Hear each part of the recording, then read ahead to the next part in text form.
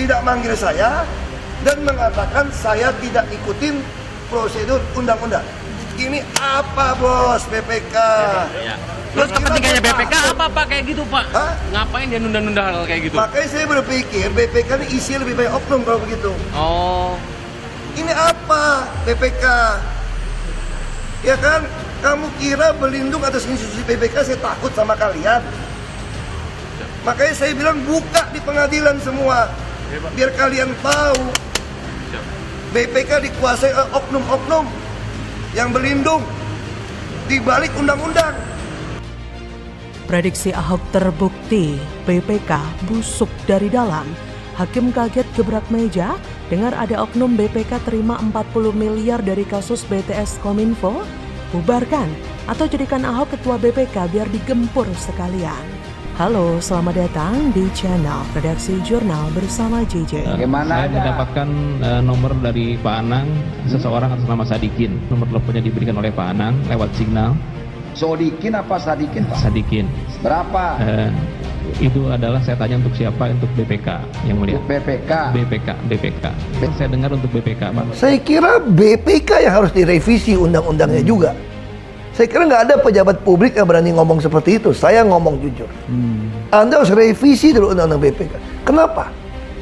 Karena bisa juga ada oknum di BPK atau oknum di BUMN itu terbukti banyak yang masuk penjara tuh. Pejabat di BPK juga ada yang masuk penjara tuh. Tadi ada oknum kan? Betul. Ada oknum di BPK yang menjual beli dengan pejabat yang bermain. Makanya ada kesan begini. Tenang, kalau BPK sudah periksa, nyatakan tidak ada kerugian, amanlah kita. Ini cilaka juga nih. Siapa yang nerima? Seseorang yang bernama Sadikin. Sodikin. Ya. Berapa Pak? 40M. La Allah. 40M Betul yang mulia. diserahkan di parkiran. Lagi-lagi perkataan Basuki Cahayapurnama alias Ahok terbukti benar soal korupsi dan penyelewengan di tubuh Badan Pemeriksa Keuangan atau BPK. Hal ini diungkapkan Direktur PT Multimedia Berdikari Sejahtera, Windy Purnama. Ia mengungkapkan uang proyek penyediaan BTS 4G Kominfo juga mengalir ke seseorang bernama Sadikin selaku perwakilan dari Badan Pemeriksa Keuangan RI. Windy mengatakan BPK itu menerima uang senilai 40 miliar cash. Hal itu diungkapkan Windy saat menjadi saksi di Pengadilan Tipikor Jakarta Selasa 26 September. Windy dihadirkan dalam persidangan sebagai saksi mahkota, yaitu seorang terdakwa yang bersaksi untuk terdakwa lainnya. Duduk sebagai terdakwa ex-Menkominfo Johnny G. Plate, ex-Dirut Bakti Kominfo Anang Ahmad Latif, dan mantan tenaga ahli Human Development Universitas Indonesia, HUDEF UI, Yohan Suryanto. Mulanya, ia mengaku diminta Anang untuk menyerahkan uang kepada perwakilan BPK bernama Sadikin. Perintah Anang itu melalui grup aplikasi perpesanan dengan nama Signal. Uang itu lantas dikirim atas perintah Anang. Windy menyerahkan uang itu dengan mengantarkannya secara langsung. Windy mengatakan menyerahkan uang itu di salah satu parkiran hotel mewah di Jakarta senilai 40 miliar rupiah. Sontak, hal itu pun membuat hakim kaget hingga menggebrak meja. Windy mengatakan uang itu diserahkan dalam bentuk pecahan mata uang asing. Uang itu dibawa menggunakan koper. Windy mengaku turut ditemani sopirnya saat menyerahkan uang tersebut. Lalu uang itu, kata Windy, diserahkan kepada seseorang bernama Sadikin. Dengan adanya kejadian ini, BPK memang patut dipertanyakan reputasinya sekarang. Bahkan kecurigaan kepada BPK sudah pernah disinggung Ahok yang menyebut tak semua orang di BPK baik, sebab bisa saja ada oknum yang juga memiliki intensi tersendiri. Bahkan mantan gubernur Jakarta itu meminta BPK untuk diaudit karena merasa ada yang janggal dari proses audit dari BPK atas proses pembelian lahan rumah sakit Sumber Waras yang sempat menjadi masalah di masanya. Namun ia mengaku tak akan menggugat BPK atas kejanggalan tersebut. Selama ini kita melihat bahwa para bajingan maling ini adalah orang-orang yang justru bercokol di dalam lembaga negara. Mereka adalah sekumpulan orang yang mendapatkan titipan pesan dari berbagai elit politik yang ingin mendapatkan sedikit percikan uang haram dari cara yang tidak halal. Saya tidak habis pikir ya, bagaimana mungkin orang-orang yang memeriksa keuangan ketakutan sewaktu Ahok menyindir bahwa BPK pun harus diaudit. Mengenai lahan Sumber Waras kala Ahok menjabat, audit BPK menyebutkan jika alamat lahan yang dibeli Pemprov Jakarta berada di Tomang Utara, padahal BPN Jakarta Barat dan sertifikat tanah menunjukkan bahwa tanah itu berada di Jalan Kiai Tapa. BPK saat itu diejek sempat ngeyel untuk mempertahankan hasil audit tersebut. Bahkan Ahok sempat mempertanyakan bahwa Mahkamah Kode Etik menganggap audit tersebut tidak beres.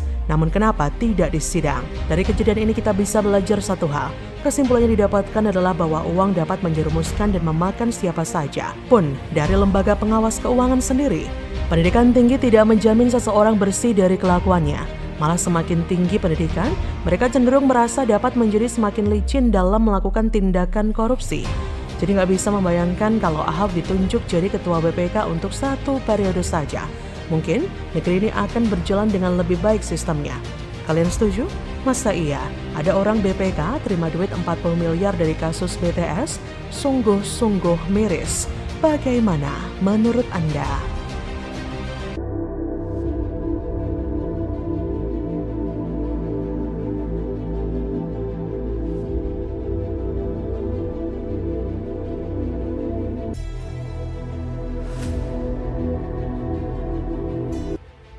Pencitraan basinis. Buat SKCK, Anies diantar pakai motor, mana jet pribadimu?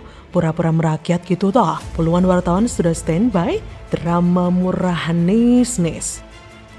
Halo, selamat datang di channel Redaksi Jurnal bersama JJ.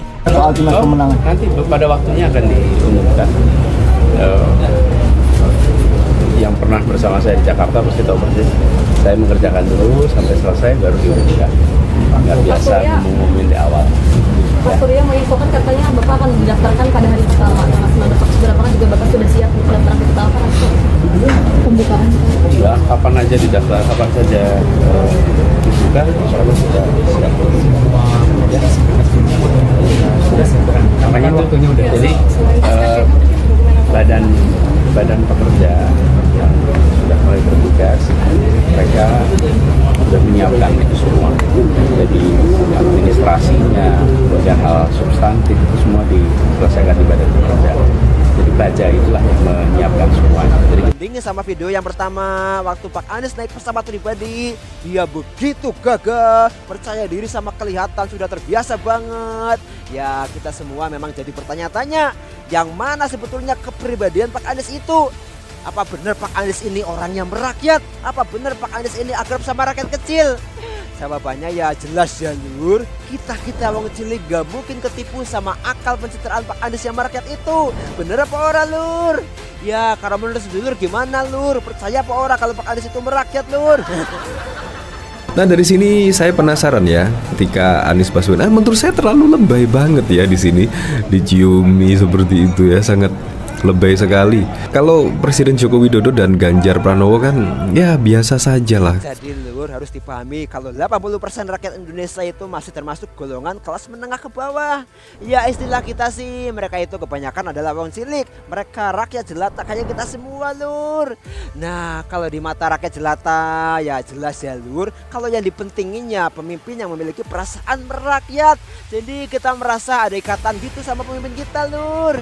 Ya kalau capres-capres yang kaku kalau ketemu rakyat bisanya sok ngajarin, ya kita kurang merasa suka kan lur. Bener mbok lur.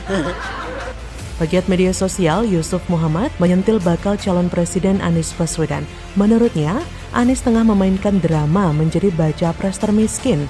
Sindiran Yusuf merespon aksi Anies yang dibonceng menggunakan motor ke gedung Baintelkam Polri Cilandak Jaksel Senin 25 September.